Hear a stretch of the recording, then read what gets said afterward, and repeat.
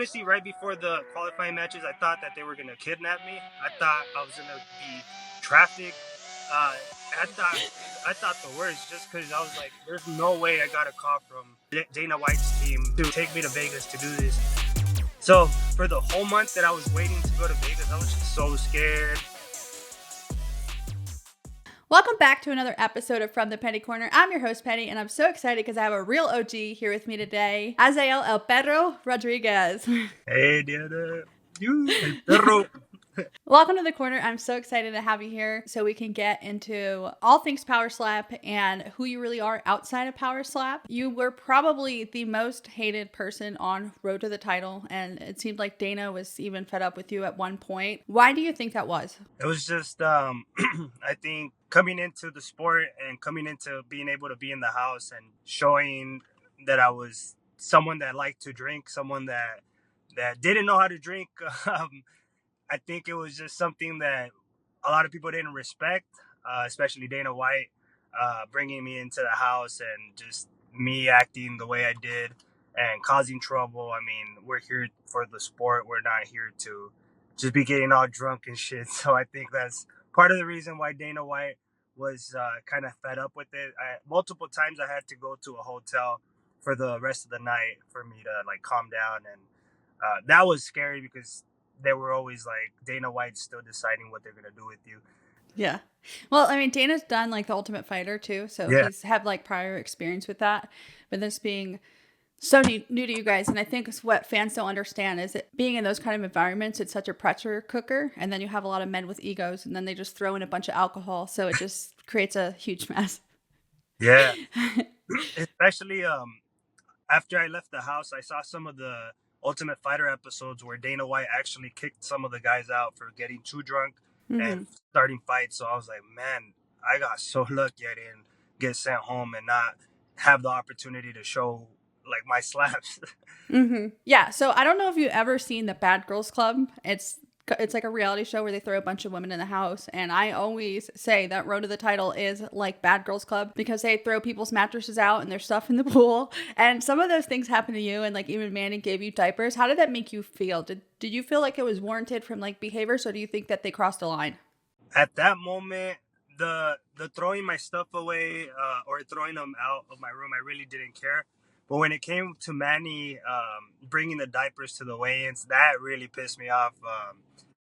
I think it was more because, I mean, the boss man was there, the cameras were there, we were there to weigh in, and he brought the diapers. I was just like, this motherfucker. Like, maybe people weren't gonna put two and two together if he didn't bring the diapers, but him bringing the diapers kind of solidified why he brought the diapers, or like, it actually just pissed me Yeah. off. That was especially because he was my next opponent at that time, so I was like, I don't know. It pissed me off, but I liked it because when I get pissed off like that, I fucking come and show you like you shouldn't have done that. Yeah, and you had the whole house against you. Everybody wanted Manny to win. But are you guys cool now? Yeah, we whenever we're in Vegas, we say what's up and everything. We don't talk like a whole bunch, but we do always say what's up to each other, acknowledge each other. It's not like no disrespect there. Yeah. How do you feel like you've redeemed yourself since the house? Because when I met you at Power Slap 8, I came up to you and I was like, hey, I need you on my podcast because you like to start shit. And Yeah, you're like, I'm a nice guy. And I yeah. believe you. So how do you redeem yourself since then? I think one, showing that I wasn't all talk and I wasn't just that annoying guy that didn't know how to drink or annoyed people for fun. So showing it out and being the top of my division since I left the house, I think I've redeemed myself with that. And also, after I lost to John Davis, the Power Slap 1, I had stopped drinking alcohol like completely, just to show that I'm able to be that dedicated and committed Power Slapper to become the top of my division. And I'm continuing to, even though John is still fucking champion, I'm continuing my streak of being the top of the division. So I think just showing that I'm able to put down the alcohol, put down the fun or whatever, and just commit to the sport, and then just winning my matches the way that I have been. Yeah, I love it because I've seen it. Like I've honestly seen it, and I feel like all of your colleagues have seen it as well, and your performance shows that too. Thank you. What would you say is your most petty moment? It could be in the house or like leading up to a fight or during a fight. Just some like your favorite most petty moment. So I I fucking knocked out AJ. Even though I lost, I was really fucking mad about that I lost. So I was pretty petty, and I used the clip where AJ was like, "Come on, hit me." This was in the house. He's like, "Come on, hit me. I know you want to hit me." So because I lost by disqualification to AJ, I used that little clip and then just showed me knocking him out just to be petty and just fucking like show the world that he ain't shit compared to me. So I don't know. Yeah. That was pretty petty on my part, I think. Yeah, and you guys had a lot of tension in the house. Yeah, definitely. So you are Mexican, and Mexicans are very prideful, rightfully so. You have a Mexican superstar in boxing and UFC, Canelo Alvarez and Brandon Moreno. If you can challenge one of them to a power slap match, who would it be and why? It'd probably be Canelo, just because I've always looked up to Canelo and his hooks and his power, his chin. So it'd be like awesome to just be able to show that I'm able to keep up with them. I've always, when I was a kid, or when I wasn't a kid, I'm not that much younger than him, but just being in the college years when he was barely in the U.S., I was like, I'm gonna catch up to him and fight him one day. So if I'm if I ever get the chance to slap with one of them two, it would be Canelo for sure. That'd be dope too. The boxing crossover, like if they could Yeah, bring him into power slap, that'd be so cool. that'd be sick. Yeah. You currently live in California? Yeah. I just moved back from the Caribbean. Were you born and raised in California? Yes. What was it like growing up there? Well, I grew up like right at the corner, southern corner of California. So all the way to the bottom, right by the border. So literally from my house, you could get to the border in 5 minutes. So I think it was a lot different than other parts of California, but I honestly loved growing up where I did. The area that I grew up in was predominantly Mexicans. Everyone spoke Spanish here. You had a lot of the kids coming from TJ, Tijuana, Mexico, crossing the border every day to get education out here in California. So it was cool. It was really cool to grow up with them because it kind of gave me that culture. It shared that culture with them. Like all my family were from across the border, so when they would come over here, I was able to kind of continue that interaction with my culture. And I don't know. I think that's what also helped me to like continue to just be a good Spanish speaker, just having that exposure. So that, and then the beaches were here, and I mean Mm. you have so many things here in San Diego. So I'm pretty privileged to have been raised here. Yeah. And I love that for you too, because like you were saying, I lost my culture, like being raised in different neighborhoods, like away from cultures that were not predominantly mine. And then I feel like you have more Mexican heart because like in fighting, Mexicans have a lot of heart and like you come from that background and it shows. So that's awesome. Um, and you have a twin brother too? I have a twin brother too. He's like identical. I'm trying to get him to join Power Slap, so we'll see. That'd be so epic. Like he needs to. Like have Dana White call him personally or Frank Yeah, or Erica. I'm like, I think it would be so dope if he's like, if he comes in not for like a qualifier match or whatever, he just goes straight to the house and everyone's like, Hmm. "Oh shit, Perro's here," but no, it's actually whatever his nickname is. Wait, are you older or younger? Like by minutes? I'm older by 19 minutes. He didn't want to come Okay, so he can be El Perrito. out. There you go. I think no, actually we have thought about it. I was like, and then I was like, you could be the gatekeeper to the division, and he's like, I'm cool with staying at number one, be champ, and I was like, fuck yeah. I love that. Do you guys have any other siblings? We have five other sisters. When my parents met, they each had their own daughters, and so then my dad had two daughters, my mom had three daughters, so they combined, and then me and my brother are the last ones from the whole bunch. So it's like Nice. five sisters in total, and then my twin brother. Wow, so you grew up with like all women in the house. Yeah, I'd get slapped all the time, a lot. What was it like growing up with like mostly women? I always view them as equal to me. So like whenever we would fucking get mad at each other, we would fucking throw hands with each other. So I didn't really like treat it as like this is my sister. Maybe because they were so much older than me that I kind of didn't see that. They were always like a mom figure to me. So whatever they would try to scold me or whatever, it was kind of annoying because dude, I already have my mom. You're my sister, so it was different for sure.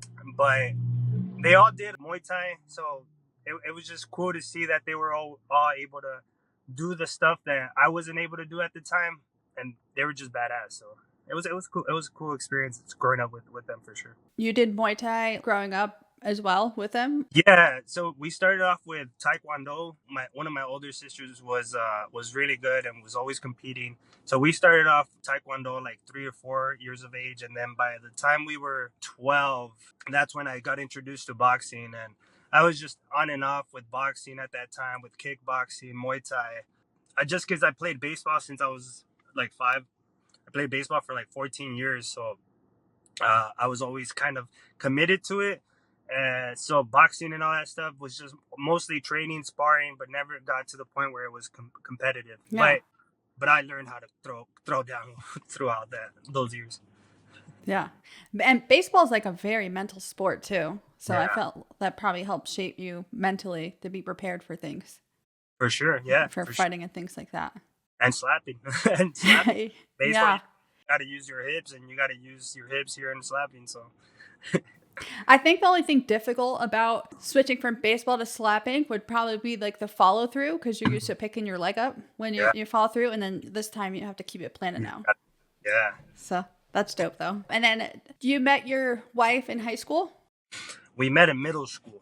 Oh, wow. we were I was gonna be an 8th grader, and she was barely gonna come into the middle school as a 7th grader, and we met through MySpace, and we found out that she was gonna come to my middle school. I had a little girlfriend at that time, and I kind of completely ghosted that girlfriend and was just starting to talk to my wife and stuff. And yeah, we just had a big journey from when we were like 13 years old to now. It's been a very, very interesting journey, but we've been together ever since. Wow, that's amazing. So she went to veterinary school, right? And that's why you guys moved to Granada? Yeah, we moved out August of 2022. That's when we got to the island. And right now she's on vacation, so we're out here in San Diego. But I think she has a year left. So I think I'm going to stay in San Diego this time around now while she does that. And I'm just going to stay here and train and continue to work just so we could continue to pay for her studies and buy a house when we come back. That's awesome. But before that, when you were like doing Road to the Title and fighting in Power Slap, you would travel back and forth to Granada and back here?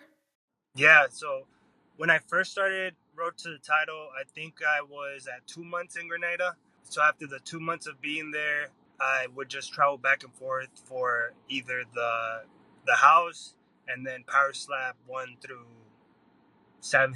Yeah, I would just be traveling back and forth. Wow. And what were you doing before you guys moved to Granada? Before I moved to Grenada, it's called the service coordinator. It's kind of like a counselor to people with developmental disabilities. So I worked with individuals with disabilities and their families to kind of navigate their development, try to see what we can do to help them become more independent and reach the goals that either they have for themselves or their family has for them. So yeah, I'm back to doing that now that I'm here in the summer. So it's pretty rewarding, and I love my job. So I don't think I would switch out of this field. That's awesome. It does sound really rewarding and it is really good work that you're doing. I did read in your Power Slap bio too that you wanted to open up a facility for adults. Is that still the goal? Yeah, I that's gonna be one of the projects that I have is to open up. It's called a program for developmental disabilities. It'll be mainly adults because that's the field that I'm more comfortable with, but it'll just be different services to give those individuals skills to be able to become a little bit more independent, be able to go out to the community on their own, get a job on their own, live on their own. So that's still a work in progress, but for sure it's still something that I'm going to be opening up. And how did you get into that line of work? I went to university right after high school, and I started working, just trying to explore the different fields that I could potentially get in. I started off as a bio major.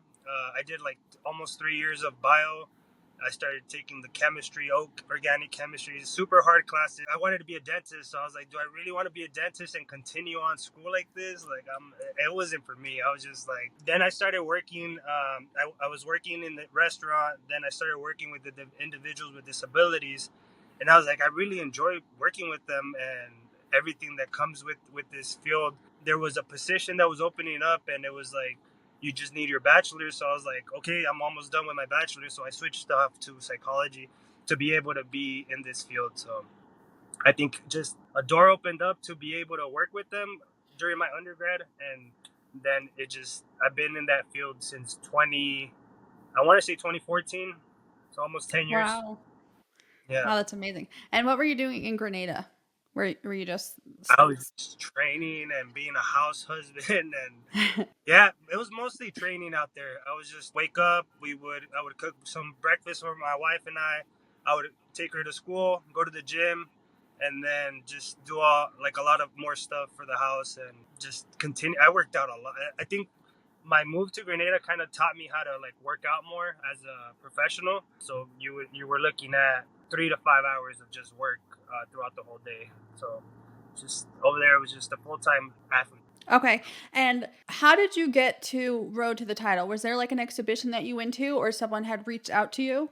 After the 2 months of being in Grenada, I saw the post from Dana White posting that he's starting this power slap league, and I was like, I've never been interested in slapping. I hadn't really seen the slapping other than the reels or the highlights from the Russian leagues or whatever.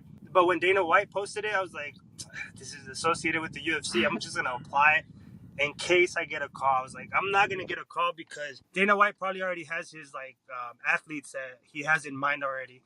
So I just applied with the just like, what if I do get a call? And then 2 weeks later, I get a call from one of the producers from The Ultimate Fighter, who kind of presented to me the what Power Slap Road to the Title was. He explained to me that I would be in Vegas for like a month or whatever, but we were gonna have a qualifying match. If everyone in the team liked my performance, they would select me to be in the house. So he said, even if you win, you're not guaranteed a position in the house because it's about your story. It's about who you are or not just your performance, but everything associated with your character, how you perform, how you present yourself on stage. We went to the qualifying matches. I was honestly right before the qualifying matches. I thought that they were gonna kidnap me. I thought I was gonna be trafficked. I thought the worst just because I was like, there's no way I got a call from Dana White's team to fucking take me to Vegas to do this. So for the whole month that I was waiting to go to Vegas, I was just so scared. I kept looking into it. I was like, man, I don't know. And then, yeah, when I got to Vegas and I got to the hotel and got to meet all the producers, I was like, oh shit, this is real. But yeah, that's how it happened. And it was just scary because they took away our phones the day before our weigh-ins, and our family didn't know whether we made it to the house or not because we didn't even get a chance to call them and say, hey, we're gonna go into the house now. I won't be able to reach you for the next 3 weeks. So that was fucking scary for them. I Mm-hmm. could imagine because everyone was calling each other saying, hey, have you heard from Azael? Have you heard from Azael? And it was just, I don't know, it was a different experience for sure.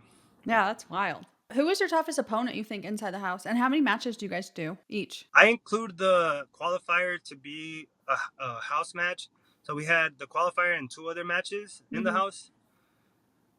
My toughest opponent, honestly, I would have to say in between John Davis, obviously, because he knocked me out, and Carice, even though he fouled a lot of the times, he gave me a good smack. So not that he was a tough opponent, but he kind of gave me some good slaps, like some hard slaps that were able to kind of like wake me up that like this is the kind of slap I'm gonna be receiving from now on. Even though he clubbed and stepped and all that shit, I kind of enjoyed feeling that just because I'm able to now know even if someone fucking steps or clubs me, like I'm gonna fucking eat that shit. So Mm-hmm. Carice wasn't hard, but he had some hard slaps. But I would say John Davis would be my toughest opponent. Yeah. Would you ever go back as a coach? Yeah, for sure. I've always I've always said, I've always asked Paris, like, why haven't you guys called me to be a coach? And I think it'd be a great, I think it'd be great for the sport. I think it'd be great for the athletes. I really enjoy training people. I really enjoy showing people like different ways they could throw the slap. Like what if I see someone throwing the slap, I'm for sure able to pick up like what you're doing wrong. So I'd for sure love to be a coach. Yeah. Who would you want the other team's coach to be? I guess I would want it to be John Davis. Now I got my eyes set on Isaiah, so Mm-hmm. Isaiah would be cool to have as as an opposing coach as well. Yeah. He came in and shook up the 185. Yeah, for sure. He knocked out Wesley, shaking up the 185 rankings. And then we also have Brandon Bordeaux, right? He's climbing up the ranks. And then you have obviously have your eyes set on Isaiah and maybe a rematch with AJ. What do you think is next for you in Power Slap? I think now that Isaiah came in and did that to Wes, before my eyes were always Wes and John Davis trilogy for sure. Now it has shifted to obviously John Davis trilogy, and if they don't want to give me John Davis yet, give me Isaiah. Um, I don't think there's a reason for me to go up against Wes anymore. I don't think there's a reason for me to go up against AJ anymore. Bordeaux, I wouldn't mind a match against Bordeaux if that's what's needed to get me a match against the champion. I think for my next matches, I'm kind of thinking that they're gonna give me Bordeaux, but my eyes are set on the top. So John Davis and Isaiah. But again, I'm open to whoever they give me. Just I honestly wouldn't be open to them giving me a rematch against AJ. I mean, if it happens, like I'm just gonna murder him again. Um, I just don't. I don't see AJ as a challenge at all. Like, yes, I could go up against him and defeat him again by not clubbing or whatever the fuck they could call me for. But it's gonna happen so easily. So it's gonna be a waste of my time, a waste of Power Slap's time. So Mm-hmm. I don't know. I think the top of the division just makes more sense to give me. You and Emmanuel both started in 185. Then Manny moved down to 170. Could we ever see you making a move like that? Oh yeah, fuck yeah. I've been just waiting for again. The only reason I have my eyes set on John Davis is just he's the only opponent that has actually beat me, and he's a champion. So I really want to. I think the rematch. I really had him, but the first fucking slap I fouled.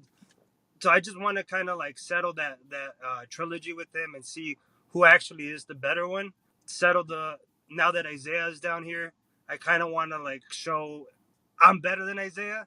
He's my homie and everything, but like I would want to show that, and I'm sure he wants to show that as well.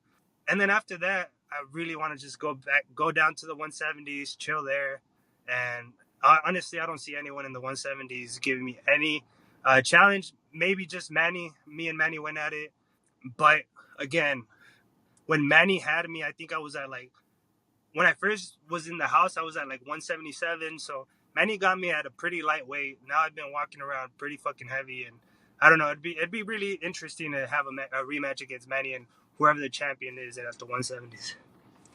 Yeah, I'd love to see that. But also, like the Hispanic community, like watching Mexico versus Puerto Rico, that's always like a Yeah, good one to watch. What like no matter what the sport is. that'd be fucking nuts. I think yeah, for sure. And just Isaiah has a fucking chin that Mm-hmm. I'm fucking surprised to have seen. I don't know. I think he has already gone up against Russell too, so it's like Isaiah has that resume under him that would get someone that could beat him is gonna get fucking a lot of more respect for themselves just Mm-hmm. because of the resume that Isaiah holds. Yeah, and you've been against a lot of tough competitors, so it's just like adding another one to your resume, Yeah, for going sure. against him. What is your training like in the off season? Training usually looks like a lot of weightlifting for the first like say I have like 4 months off, like the first 2 months will be just like weightlifting and running, and then I'll start incorporating boxing and Muay Thai again. So now, right now, I'm actually gonna start doing the Muay Thai stuff just because I'm feeling a little bit. stiff. I'm feeling like a little bit rusty when it comes to hitting. Yeah, I do a lot of the Muay Thai and boxing on my off season as well as the weightlifting. I think all that just running also just running. I think running is the most important element in my training, but weightlifting and boxing just kind of keep me grounded and strong. Do you ever compete in boxing or in Muay Thai? No, but I kind of want to, if it ever opens up where Power Slap allows me to do some outside boxing or whatever, that's something that I would like to explore in the future, or maybe even bare knuckle. But right now, where Power Slap stands, they're not very flexible and giving us that opportunity yet. Just they just want us to continue to focus on Power Slap and not get hurt in an outside organization or not, or just maybe get beat up in an outside organization and just makes the fucking organization of Power Slap look bad. So Mm-hmm. there's a lot of obstacles that come with that. So I guess just if it ever opens up, I would definitely do it. Yeah, I get the injury part too, because Yeah. they only do power slap matches like what every other month right now, Yeah. and it's growing more and more. And then if you're at the top and you want to stay there, you go into another league bare knuckles. Like a lot of people always break their hands. You're not gonna be able to slap. Then the time it takes to recover, like they could move on from you, and Yeah. sometimes it's hard for people to come back from those kind of injuries as well. So I do understand that aspect. Yeah, it's risky for sure. It was something that I really wanted to do in the beginning, and then it just kind of over the time of being in Power Slap, I never kind of got it of why Power Slap wasn't allowing us to do other things, but now Mm-hmm. it completely makes sense, and for sure the risk is way higher than the reward, so I wouldn't want to risk it. Yeah. Do you have anything new and exciting coming up that you want to share with the fans? Um, let's see. Well, now I'm gonna be here in the States full time, so there's gonna be a lot more exposure from El Perro. Not just in California. I'm trying to go state like different states just to like show my face a little bit more and kind of show other power slappers that are currently in the roster but are not ranked. Kind of want to work with different people just to like help them become better slappers, but also just help me become a better just solidify my craft. So I'm gonna be traveling a lot. So you'll catch me in San Diego most of the time now. That's awesome. I hope to see you at a Power Slap event because that was freaking awesome, by the way. Yeah, no, I was like when I saw you, I was like, shit, I know you, but I was like, I had forgotten the name of the podcast, and I was Yeah. like, oh, fuck, no. And then I was like, you called me Petty, and I was like, when I saw your name, Diana, I was like, in my head, I always call you Petty Diana. I'm like, oh, what's up, Petty Diana? Just like, but I didn't say it earlier because I was like, what if she gets offended? No, I don't get offended easy, like at all. Like Okay, good. I was in the military for 6 years, and I worked in Uh, a predominantly men career field. It takes a lot to offend me. no, but yeah, I hope to see you too in one of the events. It was really good to see you. Yeah. Where can people follow you at? People can mainly see me or follow me on Instagram, which is Azael El Perro Rodriguez all together.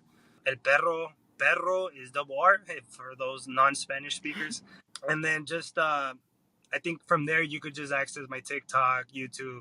I haven't really been active on those that much, but I'm gonna try to add more stuff, more content.